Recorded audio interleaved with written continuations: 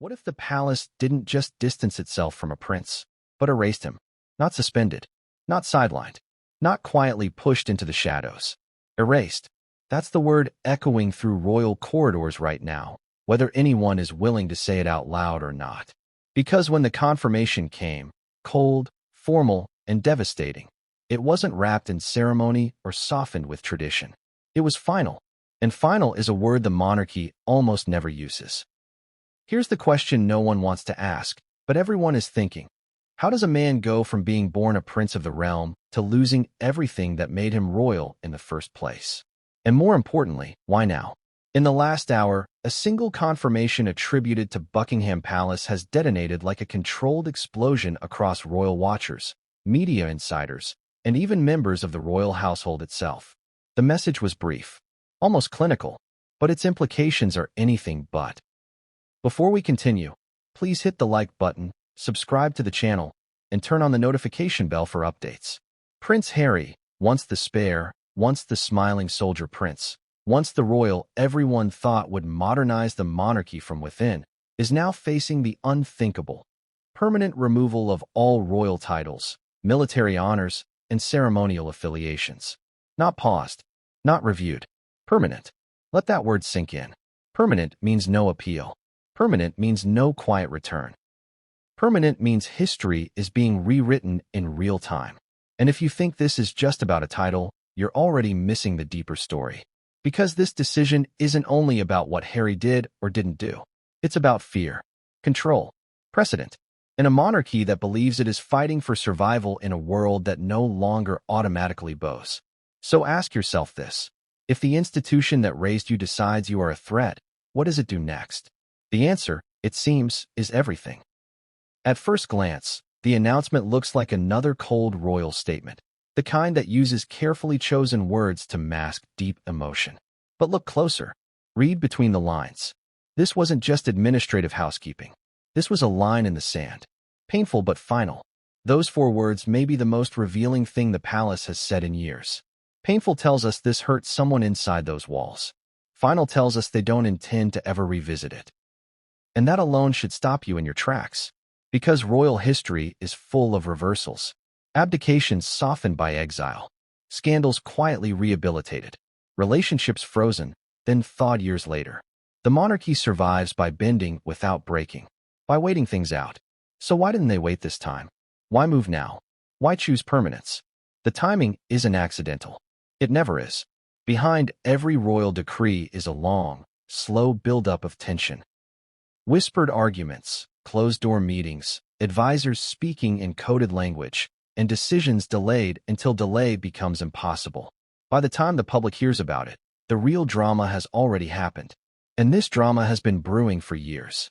You already know the surface story, the interviews, the books, the accusations, the public distance. But surface stories are what the palace allows you to see. What matters is what happened when the cameras were off, when the doors were closed, when patience ran out. Because here's the uncomfortable truth: institutions don't exile their own without believing the alternative is worse. So what alternative were they afraid of? Was it reputation? Was it precedent? Or was it the fear that one prince, stripped of silence, could unravel something far bigger than himself? Think about it. The monarchy is built on continuity, on symbolism, on the idea that the crown endures regardless of who wears it. But symbolism is fragile. It depends on belief. And belief depends on control of the story. Harry stopped playing by those rules. That doesn't automatically make him right. It doesn't automatically make the palace wrong. But it does explain why this moment feels so heavy. Because once a royal institution admits it cannot contain a member, the only option left is removal.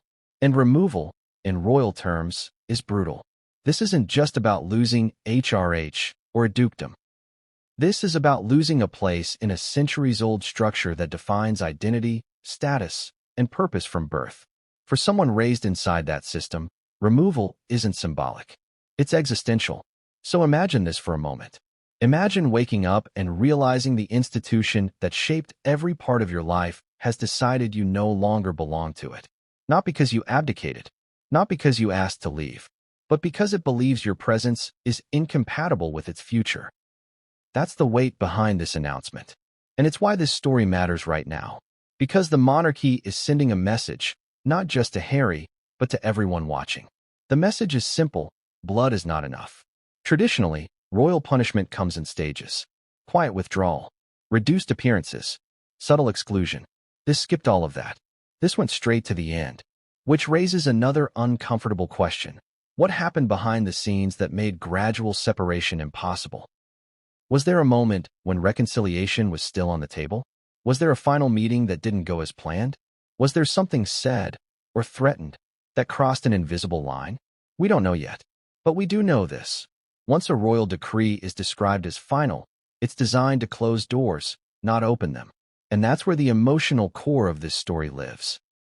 Because no matter how you feel about Harry, no matter which side you lean toward, it is impossible to ignore the human cost of this decision.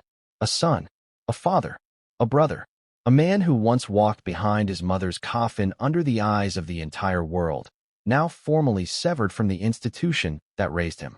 How does that not leave scars? And here's the part no one is saying out loud yet. Decisions like this don't just punish the target. They reshape the institution itself. By choosing permanence, the palace has boxed itself in. It has limited its future options. It has traded flexibility for authority. And that trade always comes with consequences. Because history has a way of judging moments like this harshly, especially when emotion masquerades as duty. So before we go any further, let me ask you directly. Do you believe any family, royal or not, should have the power to permanently erase one of its own? Or is this simply the price of being born into an institution where duty always comes before blood? That tension is the heartbeat of this story, and we're only just beginning. Because the confirmation itself is only the final act of a much longer, much darker process. One that involved secret consultations, internal divisions, and a signature that may have cost a father more than the public will ever know. Next, we're going to break down exactly what this confirmation really means. Not in palace language, but in human terms. What was taken? What was lost? And why the most painful loss isn't the one making headlines. Because once you understand that, the rest of this story becomes impossible to ignore. And what comes next will change how you see this decision forever. So let's start with the question that refuses to sit quietly. Why did the palace wait and then strike all at once? Royal institutions don't rush. They delay. They soften. They let stories fade. Silence is usually their sharpest weapon, which is why this moment feels so unsettling. Because this time, silence wasn't enough. And when silence fails, it means something inside the machine has broken. Ask yourself this. If everything was under control, why confirm anything at all? That's the mini hook you need to hold on to, because it unlocks everything that follows. The confirmation didn't come with trumpets or televised addresses. There was no formal ceremony, no balcony, no carefully staged photo. Just a short, devastating acknowledgement attributed to Buckingham Palace, delivered like a legal notice, not a family decision. That alone tells you something is different. Royal confirmations are usually designed to calm. This one didn't. It inflamed. It hardened positions. It used words that don't invite interpretation. Painful, final, permanent. Those words don't wander into royal statements by accident. They're argued over, drafted, removed, put back in, signed off by multiple layers of authority. And when they survive that process, it means someone wanted them there. So who needed the word final? And who needed the world to hear it? Because make no mistake, this wasn't about updating the public. This was about drawing a boundary so thick it couldn't be crossed again. To understand why, you have to look at how the confirmation actually surfaced. There was no build-up, no gentle briefing to friendly reporters, no anonymous palace source easing expectations. Instead, the confirmation appeared after weeks of mounting speculation. Speculation the palace had stubbornly ignored. That's not normal. Usually, when rumors spiral too far, the palace steps in early. A source close to the family. A carefully placed line. Something to slow the fire. This time, they let it burn. Why? Because letting it burn served a purpose. By allowing rumors to escalate unchecked, the palace created a climate where confirmation felt inevitable rather than shocking. It conditioned the public. It lowered resistance. And when the confirmation finally arrived, it landed on an audience already exhausted by uncertainty. That's strategy. And strategy tells us this decision wasn't reactive. It was timed. Think about that for a second. This wasn't an emotional outburst. It wasn't a sudden loss of patience. It was the final step in a process that had already concluded behind closed doors, which raises the most disturbing possibility of all. By the time the public found out, there was nothing left to debate. The die had been cast. Inside palace walls, this wasn't called an announcement. It was called a conclusion. And conclusions mean all alternatives have been rejected. So what alternatives were on the table before they disappeared? Reconciliation? Temporary suspension? Silent disengagement? All of those would have been easier. All of those would have preserved flexibility. All of those would have allowed the monarchy to adapt later. Instead, they chose permanence. That choice tells us the palace believed flexibility was no longer safe. And that belief is where this story gets uncomfortable. Because institutions only lock doors forever when they believe what's on the other side could come back stronger. The confirmation was delivered with the emotional tone of inevitability. As if the palace was saying, "We didn't want this, but we had no choice." But here's the contradiction. Royal history is nothing but choices. There are always options, always delays, always ways to soften the blow. So when an institution insists it had no choice, it usually means it rejected choices that felt too risky. So what risk were they avoiding? Was it the risk of more revelations? The risk of losing narrative control? Or the risk that leniency would be interpreted as weakness? Ask yourself honestly, when was the last time you heard the monarchy use language this absolute about one of its own? Not often, and never lightly, because every royal punishment becomes precedent, and precedent shapes the future. Which brings us to the most telling detail of the confirmation. It didn't focus on behavior. It didn't list offenses. It didn't justify itself. It simply declared the outcome. That's important. When institutions explain themselves, it's usually because they're defending something. When they don't, it's because they believe explanation is no longer necessary. Authority doesn't argue. It declares. And this declaration was meant to end discussion, not invite it. But instead of closing the story, it opened a deeper one. Because the moment you strip away explanation, people start asking harder questions. Like this one. If this decision was so painful, why does it feel so cold? Painful decisions usually come with compassion, with language that acknowledges complexity. This confirmation didn't. It sounded administrative, detached, almost surgical, which suggests the emotional processing had already happened. Grief comes first. Paperwork comes later. By the time this reached the public, the grief phase was over. So when did it happen? Behind palace doors, there would have been meetings where voices were raised. Advisors warning of consequences. Others arguing that delay was dangerous. Somewhere in that process, a tipping point was reached. We don't know the exact moment, but we can infer its nature. It was the moment when trust finally collapsed. Royal relationships survive scandals all the time. What they don't survive is unpredictability. Once the institution believes it cannot anticipate or contain someone's actions, that person becomes a liability. And monarchies don't coexist with liabilities. That's the brutal truth. So this confirmation wasn't just about punishment. It was about containment. By declaring permanence, the palace was sealing a leak it believed could not be patched. Which brings us back to timing. Why now? Because timing reveals intent. This confirmation didn't arrive during a quiet news cycle. It arrived during a moment of heightened sensitivity, when every royal move is scrutinized, when public trust is fragile, when the institution is acutely aware of how it's perceived. And yet they went ahead anyway. That tells us the palace believed delay was more dangerous than backlash. Think about that. They accepted outrage as the lesser evil. What does someone have to believe to make that calculation? It means they believed the cost of inaction was greater than the cost of condemnation. And that's where the emotional weight of this chapter truly lands. Because once an institution decides outrage is acceptable collateral damage, it's no longer acting defensively. It's acting decisively. And decisive institutions don't look back. Which means this confirmation wasn't the beginning of the story. It was the end of one phase and the start of another. A phase where separation becomes irreversible. A phase where the monarchy draws a clear boundary and dares history to judge it later. But here's the thing about history. It rarely judges immediately. The consequences of moments like this don't show up in headlines. They show up years later, when the people involved are gone and only the record remains. And the record will show this. The palace chose finality over flexibility.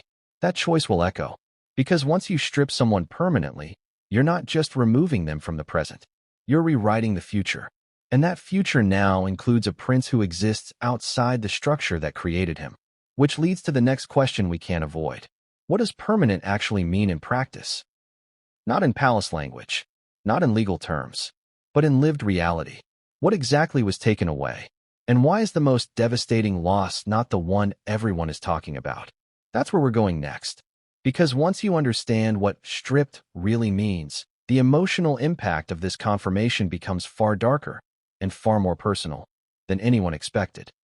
And when you hear what was removed quietly, without headlines or debate, you'll understand why some inside the palace say this decision didn't just punish one man. It changed the monarchy itself. Here's the question that sounds simple but isn't. When the palace says someone has been stripped of everything, what does that actually mean? Not in headlines, not in legal footnotes, but in real life. Because stripped is one of those words people think they understand, until they slow down and examine it. And once you do, you realize this decision wasn't symbolic at all. It was surgical, precise, and far more devastating than most people realize. Let's be honest for a moment. If you asked 10 people on the street what it means to lose a royal title, most would shrug and say something like, he just can't use Duke anymore. Maybe they'd add, he's still rich, or he still has his life. That reaction is exactly why this decision is so powerful.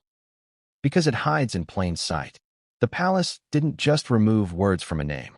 It removed structure, purpose, belonging, and most critically, legitimacy inside the very system that defined him from birth. Start with the title. Duke of Sussex wasn't a nickname. It wasn't branding. It wasn't just something printed on invitations. It was a legal and historical anchor, a position that placed Harry inside a web of duty, recognition, and obligation stretching back centuries. When that title is removed permanently, it doesn't float away like smoke. It collapses inward. Every document changes. Every formal recognition ends. Every institutional relationship dissolves. And that's just the beginning. Because titles in the royal system aren't standalone. They're keys. Lose the key, and doors don't just close, they lock. Military honors are a perfect example. For Harry, military service wasn't performative. It wasn't ceremonial fluff. It was identity. It was one of the few spaces where he wasn't the spare, where respect came from action rather than birth. Removing those honors sends a brutal message. It says, your service is no longer ours to recognize. That's not a judgment on the service itself. It's a severing of institutional memory. It means that, in the official story of the monarchy, his military role stops existing. Ask yourself how that would feel. You risked your life. You wore the uniform. You earned the respect. And then one day, the institution that once praised that service quietly deletes it from its narrative. That's not punishment. That's erasure. And it doesn't end there. Ceremonial affiliations sound harmless until you understand what they actually represent. Patronages, honorary roles, appearances, symbolic presence at national moments. Those roles are how the monarchy weaves individuals into the life of the country.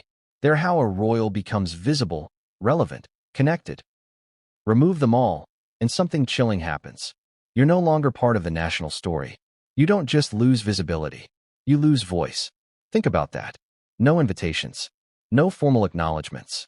No place in state moments, even symbolic ones. You become a non-participant in the institution that once revolved around you.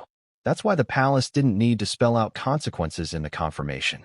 The consequences were already understood inside the system. Stripping, in royal terms, is not subtraction. It's disconnection. And disconnection is permanent because it's structural. This is where the contradiction becomes impossible to ignore. The palace described the decision as painful, but pain implies feeling. This process feels engineered. Each removal was deliberate. Each severance carefully placed to ensure there were no loose threads left behind. No shared obligations. No overlapping roles. In other words, no future entanglements. Which brings us to the most unsettling part of all. This wasn't about humiliation. If it were, the palace would have been louder, more theatrical, more performative. Instead, they were quiet. Quiet decisions are the ones that matter most. Because they're not made for public reaction. They're made for internal resolution. And internally, this resolution was absolute. Ask yourself this. Why didn't they leave one role intact? One honorary position? One symbolic tie? The decree reflects that shift. It wasn't written to correct. It wasn't written to warn. It was written to conclude. Which brings us to a subtle but critical detail. This decree did not cite a specific incident. It did not anchor itself to one action, one statement, one moment. That's deliberate. By avoiding specificity, the palace avoided tying the decision to something that could later be reframed, apologized for, or contextualized. Instead, it framed the outcome as the result of an accumulation of incompatibility. And incompatibility is not something you fix with negotiation. It's something you resolve through separation. This is where the emotional contradiction sharpens. On one hand, the palace acknowledges pain. On the other, it refuses to explain. That combination signals internal exhaustion. It's the tone of an institution that believes it has already said everything it needs to say, internally. Which means the most intense conversations didn't happen in public. They happened in private rooms where loyalty, duty, and survival were weighed against blood. Imagine those rooms. Imagine advisors laying out worst-case scenarios. Imagine warnings about what happens if boundaries aren't enforced. Imagine the fear of appearing weak, not to the public, but to the institution itself. Because monarchies don't just govern nations. They govern expectations. And expectations, once broken, are hard to repair. At some point in that process, the question would have been asked, if we don't draw the line now, when do we? And once that question is asked, the answer often arrives quickly. Now, that urgency explains why the decree moved faster than many expected. But speed doesn't mean recklessness. It means consensus hardened. And when consensus hardens, resistance fades. Not because objections disappear, but because they are overpowered by the belief that the alternative is worse. That belief is the most important clue we have, because it tells us the palace wasn't reacting to what had already happened. It was reacting to what it feared might happen next. That fear doesn't appear overnight. It builds quietly, through patterns, through signals, through moments that seem small individually but enormous collectively. Which is why some insiders reportedly describe this decree not as a punishment, but as a safeguard. Safeguards protect something deemed vulnerable. So what was vulnerable? Reputation? Authority? Continuity? Probably all three. And when those pillars feel threatened, institutions act decisively, even ruthlessly. That's how this decree should be understood. Not as an emotional response, but as an institutional maneuver designed to stabilize a system under pressure. The cost of that maneuver was personal. The benefit, from the palace's perspective, was clarity. No overlapping roles. No shared symbolism. No ambiguity about allegiance. Clean separation. But here's the paradox. By choosing clean separation, the palace also removed its ability to influence what comes next. Once someone is fully outside the system, they are no longer bound by its constraints.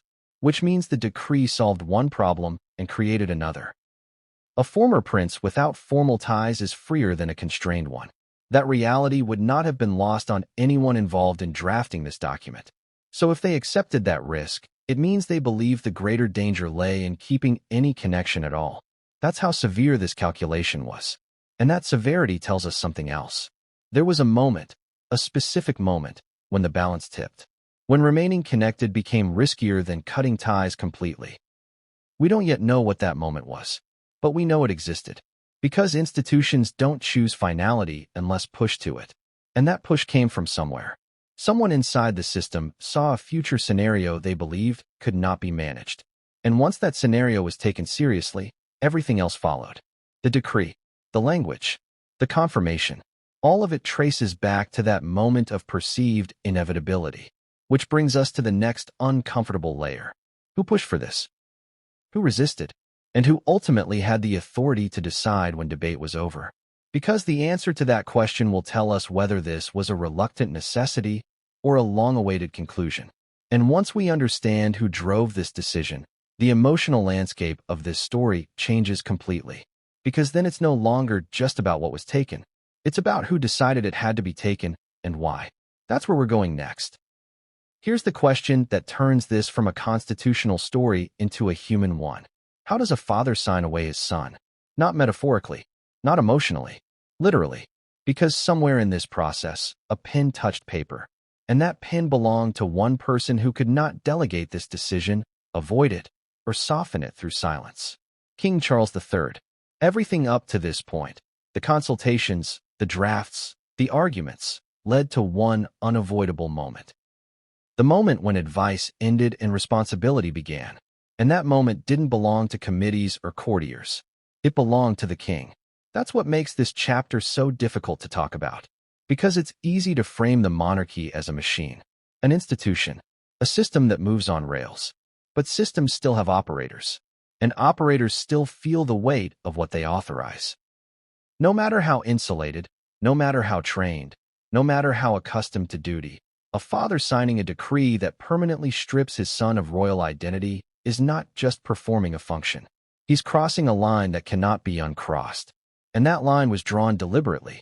Ask yourself something uncomfortable. If this decision was truly inevitable, why did it reportedly take so long to reach the final signature? Because hesitation tells a story all its own. King Charles is not new to difficult family decisions. He has lived an entire lifetime balancing public duty against private pain. He has been judged, criticized, rehabilitated, and redefined by history more than once. He understands consequences better than most, which is precisely why this signature mattered so much. He knew exactly what it would mean, not just for Harry, but for himself, for the crown, for how history would remember this moment. And that knowledge doesn't make the pen lighter. Inside the palace, this wasn't framed as punishment. It was framed as responsibility. Responsibility to the institution. Responsibility to continuity. Responsibility to something larger than any single relationship. But responsibility has a cost. And that cost is paid in silence. Because once the king signs, there is no explanation he can give that won't sound defensive. No interview he can do that won't inflame things further. No gesture he can make that won't be scrutinized for weakness. So he signs and retreats. That's the pattern. But before the signature, there is the space where doubt lives. And doubt absolutely lived here. It had to, because this wasn't about revoking a privilege earned later in life. This was about severing something given at birth, something that defined identity before choice was ever possible. Imagine sitting with that reality. You're not deciding whether someone should keep a role. You're deciding whether they still belong. That's not governance. That's judgment. And judgment weighs differently when it's personal. Which brings us to the internal conflict that rarely gets discussed. King Charles ascended the throne later in life. That matters. It means his reign is shaped by legacy more than ambition, by preservation more than experimentation. He doesn't have decades to recover from instability. Every major decision carries amplified risk. So when advisors presented the final recommendation, not a suspension, not a temporary disengagement, but permanent stripping, it wasn't just a family issue. It was a calculation about the durability of the crown. And that calculation would have been framed bluntly. If this continues unresolved, it weakens the institution. If boundaries aren't enforced, authority erodes. If ambiguity persists, control is lost. Those are the arguments that move monarchs. Not emotion, not resentment. Risk. The question then becomes, risk of what? Loss of credibility. Loss of narrative control. Loss of the idea that the monarchy sets its own terms. And for a king whose entire reign is defined by managing transition, post-Elizabeth, post-certainty, that risk would feel existential. So while the decision appears harsh, from inside the palace it likely felt preventative. That doesn't make it painless. It makes it lonely. Because when a king acts in the name of the institution, he does so knowing he will absorb the emotional fallout alone. Advisors will fade into anonymity. Committees will dissolve. But the signature remains. And signatures are permanent. There's another layer here that's easy to overlook. By signing this decree, King Charles wasn't just acting as monarch. He was also drawing a line that his successors will inherit. Future kings will point to this moment. They will cite it as precedent. Which means this wasn't just about solving a present problem. It was about defining a rule for the future. That's an enormous burden. So ask yourself this. Would a father do this if he believed there was still a path back? The answer is no. which suggests something critical. By the time this reached the king's desk, reconciliation was no longer considered viable. That door had closed earlier, and once reconciliation is off the table, the remaining options narrow fast. Delay becomes dangerous. Half measures become signals of indecision. Silence becomes complicity. So the king did what kings do when faced with a narrowing corridor. He chose clarity, even if it hurt, especially if it hurt, because pain, in this context, becomes proof of seriousness. That's why the palace emphasized that the decision was painful, not to evoke sympathy, but to signal gravity. Painful decisions are meant to be respected, not questioned. But respect is not guaranteed, and King Charles would have known that. He would have known that this signature would be interpreted in wildly different ways. As betrayal, as necessity, as cruelty, as strength.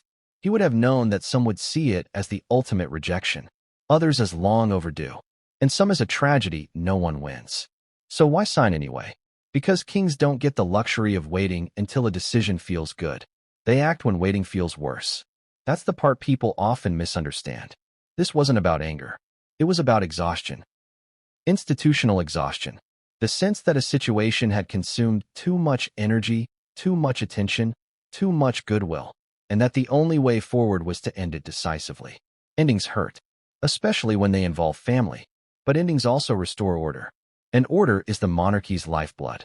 Here's where the story turns darker. Because by choosing order over relationship, the king didn't just alter his relationship with his son. He altered how the monarchy relates to dissent. This signature sent a message, not just to Harry, not just to the public, but internally. It told everyone inside the institution that there are limits, and crossing them has consequences that cannot be negotiated away. That kind of message strengthens control, but it also hardens hearts.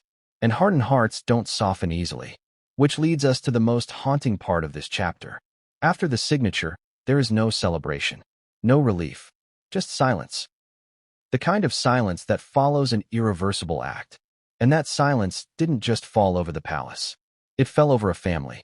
Because no matter how formal the language, no matter how constitutional the justification, this was still a father choosing institution over intimacy. And that choice will echo long after the paperwork fades. So here's the question that lingers. If this was the king's hardest signature, what was the moment that convinced him it had to be done? What tipped the balance? What argument finally outweighed blood? Because there was one. There always is. And once we uncover that turning point, the emotional logic of this entire decision snaps into focus. That's where we're headed next. Because the hardest signatures are never signed in isolation. They're signed after something breaks. And whatever broke here changed everything. So here's the question nobody inside the palace wants to answer out loud. What happens to a family when duty finally beats blood? Because the moment that signature dried, the decision stopped being constitutional and became personal. Instantly, irreversibly. And the shockwaves didn't travel outward to the public first. They ricocheted inward, through hallways, across dinner tables, into conversations that suddenly had no safe words left. Royal families are trained to contain emotion, to process pain privately, if at all. But this wasn't the kind of decision that could be folded neatly into silence. It tore open old fractures and exposed new ones, all at once. Inside the family, there were no press briefings, no scripts, no rehearsed lines, just reactions, some immediate, some delayed, some that will probably never be spoken aloud. Because this wasn't a disagreement. It was a severance. And severances force everyone to choose a side, even when they pretend not to. Think about how families work in real life for a moment. Not royal ones, ordinary ones. When someone is cut off, everyone else is affected. Conversations become tense. Loyalties are questioned. Silence becomes loaded. Now multiply that by centuries of tradition, hierarchy, and expectation. That's the emotional landscape the royal family woke up to after the decree. The first reaction wasn't anger. It was disbelief. Even among those who knew something was coming, the permanence landed harder than expected. Because people cling to the idea that family, however strained, remains retrievable. That there's always a back door, a cooling-off period, a future apology. This decision closed all of that. And when doors close permanently, denial is the first response. Surely not everything. Surely not forever. Surely this will be revisited. But the language made one thing brutally clear. It wouldn't be. That clarity forced reality to set in. And once it did, the family fractured along emotional lines rather than ideological ones. Some members reportedly saw this as inevitable, a sad end to a long, exhausting chapter. Others experienced it as a personal loss, not just of a relationship, but of the idea that family unity was still possible. Those two responses are incompatible, and incompatibility breeds distance. One of the most uncomfortable truths about royal life is this: relationships are never just relationships. They are roles, symbols, representations of stability. When one role collapses, everyone else has to adjust their posture to compensate. That's exactly what happened here. The family didn't just lose a member. It lost a configuration.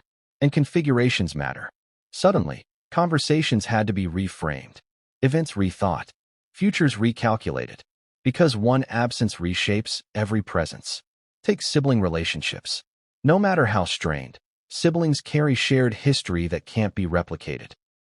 Inside jokes, childhood memories, trauma experienced together, even silence shared has meaning. When a sibling is removed from the structure, that shared ground collapses. And that collapse leaves behind something worse than conflict. It leaves awkwardness. Because how do you talk about someone who is no longer supposed to exist in the institution that defines your daily life? Do you mention them? Do you avoid them? Do you pretend nothing changed? Every option is painful. Avoidance feels cruel. Acknowledgement feels disloyal. Pretending feels dishonest. So people default to silence. And silence, over time, becomes habit. This is how families drift apart without ever formally breaking. Now layer in hierarchy. In royal families, hierarchy doesn't disappear in private.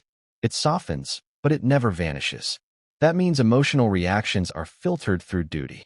Some family members likely felt compelled to support the decision publicly, even if privately conflicted. Others likely withdrew entirely, unwilling to participate in something that felt too final to endorse. Those choices create invisible fault lines. And fault lines don't heal easily.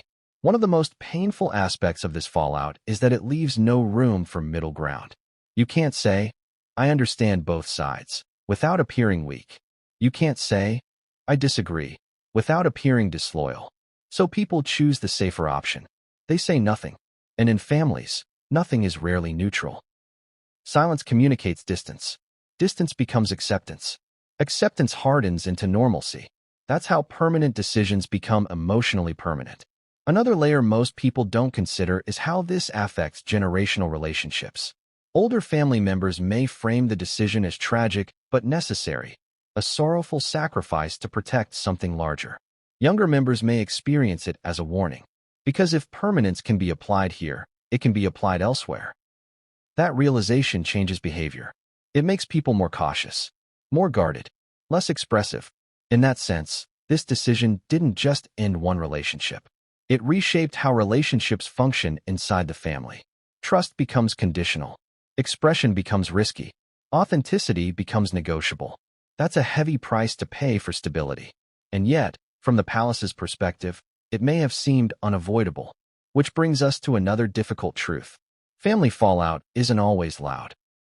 Sometimes it's quiet, subtle, long-term. There may not have been shouting matches or dramatic confrontations. Those make good stories, but real fallout often looks like something else entirely. It looks like fewer calls, longer gaps between messages, conversations that stay on the surface. It looks like people adjusting their expectations downward. It looks like grief that never quite resolves. And that kind of fallout doesn't show up in headlines, but it shapes lives. Another uncomfortable question emerges here. Was everyone informed in the same way? Because how news is delivered matters as much as the news itself. Being told privately conveys respect. Learning through official channels conveys distance. Hearing through the media conveys dismissal. And dismissal hurts more than disagreement. If some family members learned details at the same time as the public, that alone would deepen wounds. It would reinforce the sense that this decision had moved beyond family conversation into institutional action. At that point, feelings become irrelevant. Procedure takes over. And procedures don't apologize. They proceed, which leaves individuals to process aftermath alone. This is where the emotional cost becomes most apparent. Because royal families are expected to absorb pain silently, to endure without visible fracture, to continue performing stability even when it no longer exists internally. That performance takes energy. And energy spent performing normalcy is energy not spent healing. So the fallout lingers. It surfaces at unexpected moments. In offhand remarks. In body language. In who stands where at events. In who is photographed with whom. Every absence becomes symbolic. Every omission scrutinized. And over time, the story stops being about the person who was removed and becomes about. Did Harry know this was coming in its final form? If he did, the shock would still be immense. If he didn't, the impact would be seismic. Either way, the confirmation closed a door that had been slowly narrowing for years. And when doors close quietly, people often don't realize how narrow they've become until they slam shut. That slam echoes, not just in public reactions or media narratives, but in private moments. Late nights, unanswered questions, conversations replayed in your head, searching for missed signals. That's where the real damage happens. Not in headlines. In reflection, there's another angle worth considering. Institutions often convince themselves that public confirmation is kinder than private confrontation. That transparency reduces speculation. That clarity prevents misunderstanding. But clarity without compassion feels cold, and coldness deepens wounds. Especially when the person receiving the news has already felt marginalized. So while the palace may have believed it was acting decisively and responsibly, the emotional experience on the other side would have felt anything but orderly. It would have felt abrupt, dismissive, final.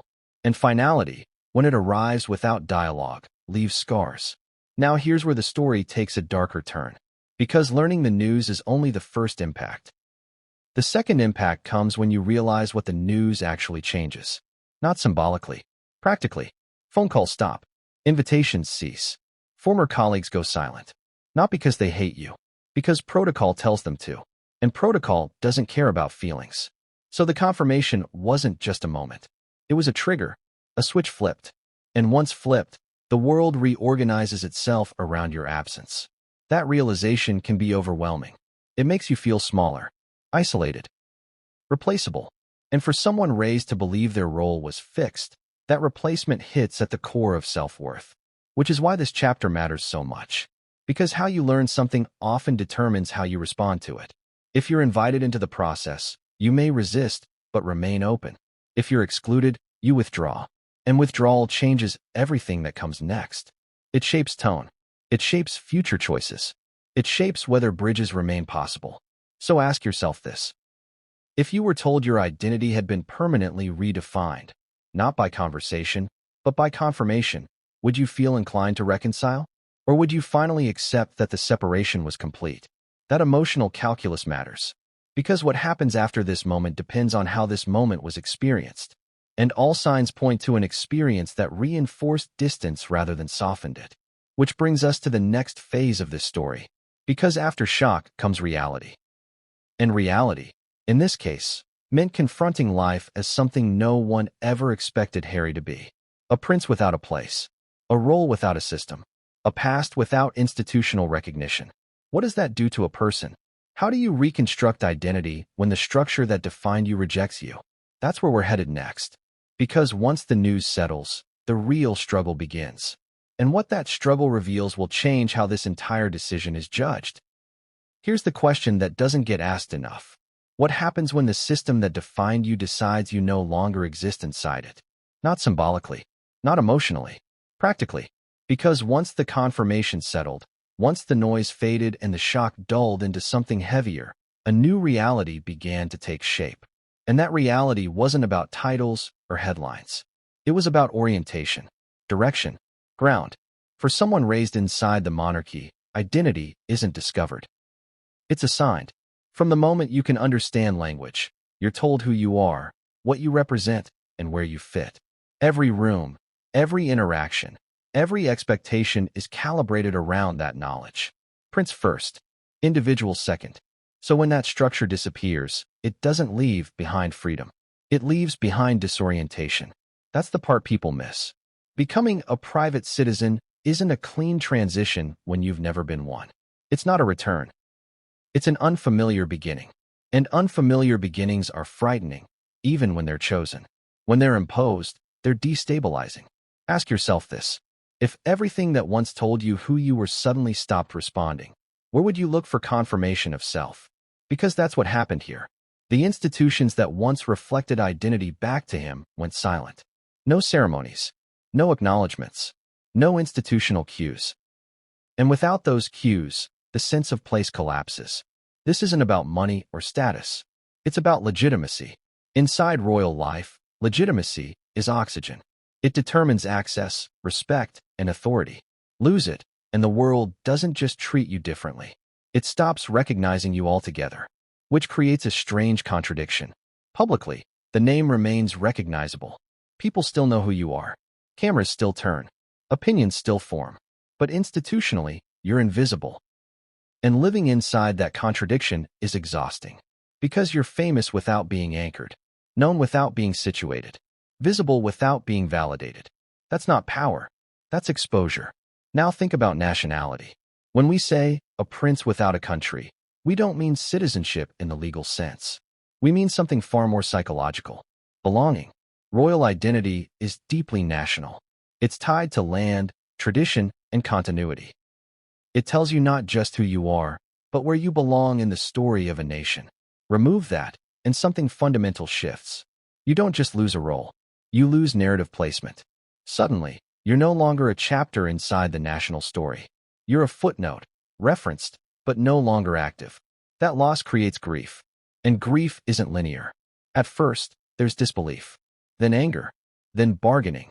The quiet kind, where you replay decisions in your head. Then sadness. And eventually, if survival requires it, reinvention. But reinvention after erasure is not the same as reinvention by choice.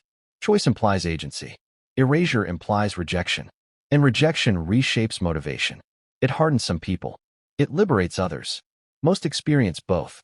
That internal tug-of-war is where this story becomes deeply human. Because identity isn't just what you call yourself. It's what others respond to. When the palace withdrew recognition, it triggered a chain reaction. Organizations reassess relationships. Institutions recalibrate protocol. Former allies grow cautious. Not out of malice. Out of procedure. Procedure is impersonal. That's its power and its cruelty. And the effect is cumulative. One day, you notice invitations don't arrive. Another day, a call isn't returned. Then you realize people who once deferred now hesitate. Not because they dislike you, because they don't know how to place you anymore. That uncertainty is isolating. It leaves you suspended between worlds, not fully inside the old one, not fully established in the new. And that suspension creates identity drift. You begin asking questions you were never allowed to ask before. Who am I without the structure? What do I stand for when no one assigns me a function? What does service mean outside a system that once defined it? Those questions are frightening because there are no inherited answers. Royal life answers everything for you. Non-royal life does not, which means every decision suddenly carries more weight. Every move feels symbolic, even when it isn't intended to be. That pressure is relentless, because the world watches not just what you do, but what your actions imply. Are you resisting? Are you retreating? Are you redefining?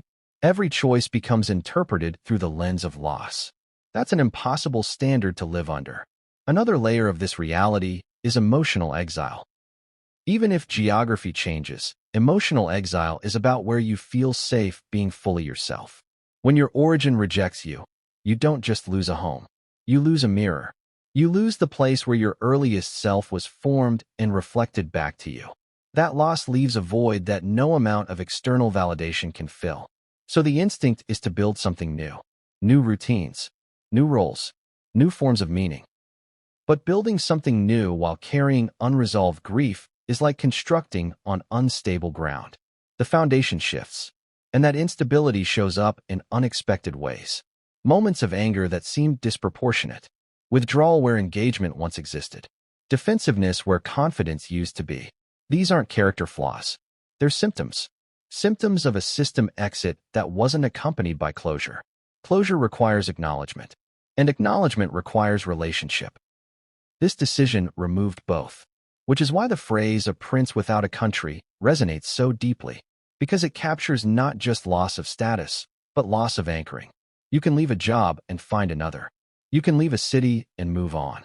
But leaving an identity that was assigned before consent is far more complicated. There's also a paradox worth addressing. Freedom is often celebrated from the outside.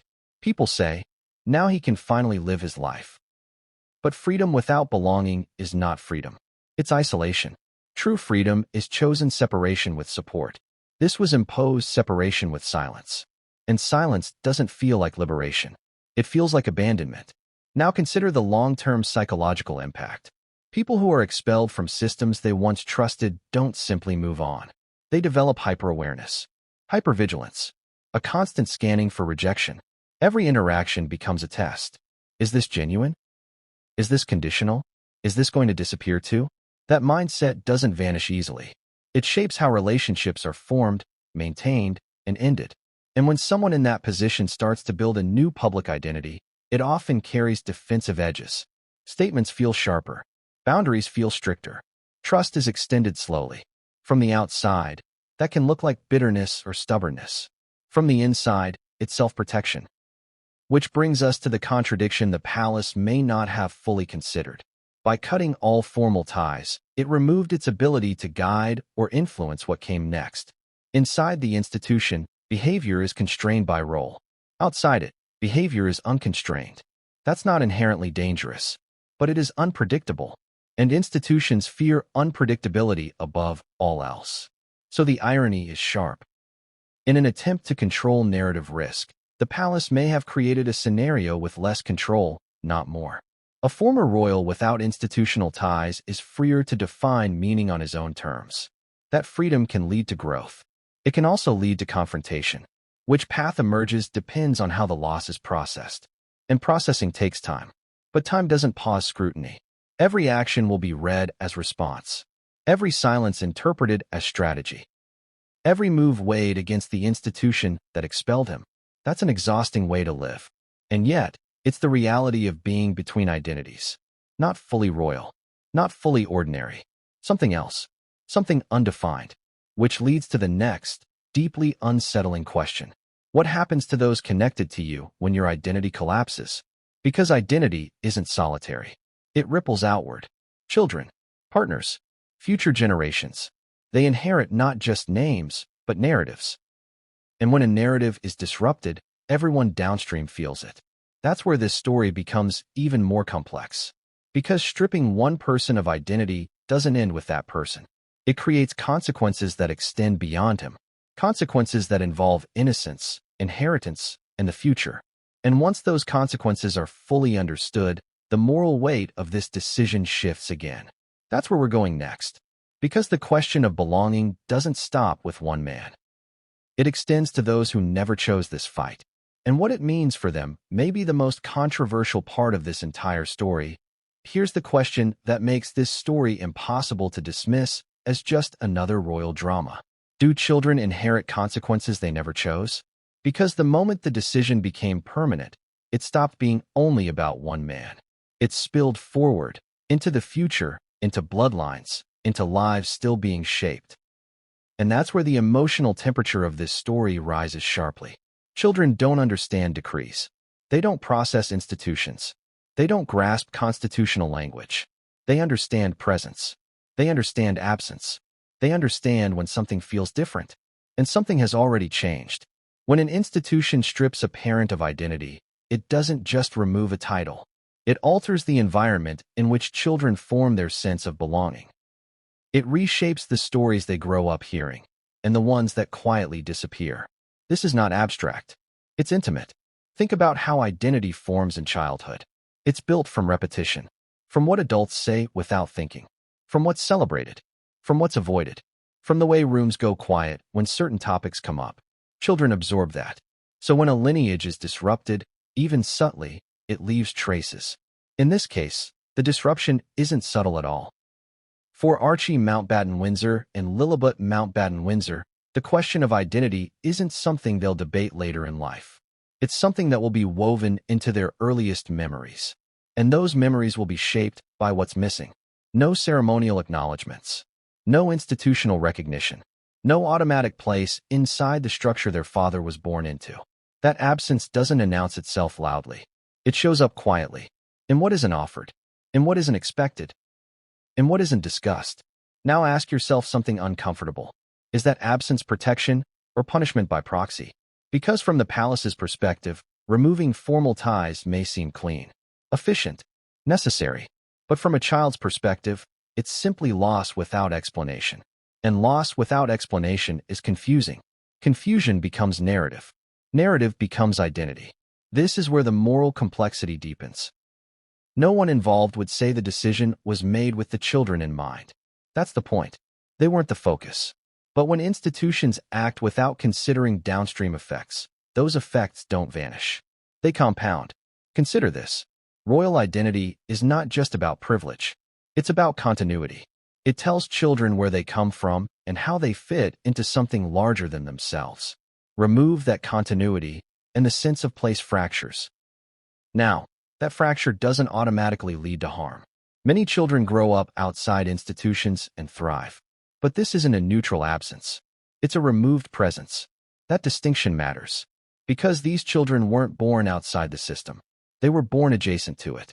Close enough to feel its gravity. Close enough to be affected when it pulls away. That proximity creates tension. They may grow up aware that something existed for their parent that no longer exists for them. That awareness can spark questions. Why us? Why not us? What happened before we were born? And those questions don't have easy answers, especially when the answers involve conflict, rejection, and permanence. Adults often underestimate how early children sense emotional undercurrents. They notice when topics are redirected, when names are avoided, when emotions shift unexpectedly.